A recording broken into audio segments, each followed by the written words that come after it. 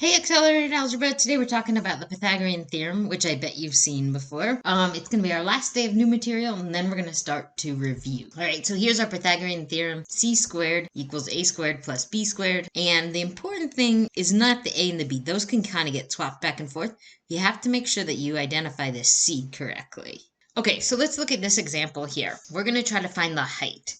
So as I go to label these, it doesn't really matter if I put a being the 10 feet or b being the 10 feet, and this h I can put in place of the a or the b, but it does really matter that the c is identified as the 20, because that's the hypotenuse. So I'm going to plug this into my nifty little formula here. I can either write that as 10 root 3, or I can approximate. So we get about 17.3 feet. And a good sanity check is that if we're finding a leg, it better be a length less than the hypotenuse. The hypotenuse always has to be the longest side. Ours is, so that works.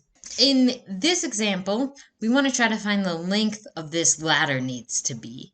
So I'm going to go ahead and label this side A and this side B and this side C. So the C is the side we have to find this time. The question says to the nearest foot, so I'll round that to be about 30 feet. As you learn the Pythagorean theorem, you can solve even more complicated problems. And problems with circles often use the Pythagorean theorem too. But this one's about a triangle. It's isosceles, I know, because of the way they've marked the angles. I can see that this angle and this angle are the same. And I also can see that because they've given me these two lengths are the same. So what that tells me is that this side, once I find it, will be half of x. So I'm going to just call that a for now, because it matches kind of my Pythagorean theorem. So I've got a squared plus 8 squared equals 10 squared. So if my a is 6, that means the x value must be 12. You might have also figured out that the a was 6 because this is a scalar multiple of a really common Pythagorean triple, which is a 3, 4, 5 triangle. You can see that this 10 is 5 times 2 and this 8 is 4 times 2, so this a must be 3 times 2, which is 6. Okay, so we know the x value is 12, and the area then is 1/2 base times height.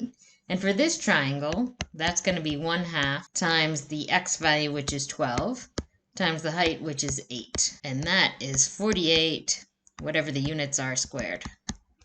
The Pythagorean theorem can also be used backwards. So if you want to know, is this a right angle or not, and we're not sure, you can check to see, do the three sides satisfy the Pythagorean theorem? If they do, it's a right triangle, and if they don't, it's not. So here we've got a picture frame that I made, so we're not so sure if that right angle is really a right angle or not. So we're going to check with the Pythagorean theorem. If this is really a right angle, then it should be true that 17.25 squared is equal to 14 squared plus 10.5 squared. I'm going to put a question mark over the equals because I'm checking to see if this is actually true. These three numbers do not satisfy the Pythagorean theorem, which means this is not a right angle. You could ask yourself, is this angle then acute or obtuse? Bigger than 90 or less than 90?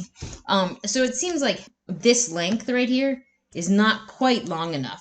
So that means that this side should be longer, so that means this is an acute angle. Your practice is on pages 650 and 651 in your textbook. There'll be solutions also posted on today's agenda and a couple of problems on Schoology. Nice work.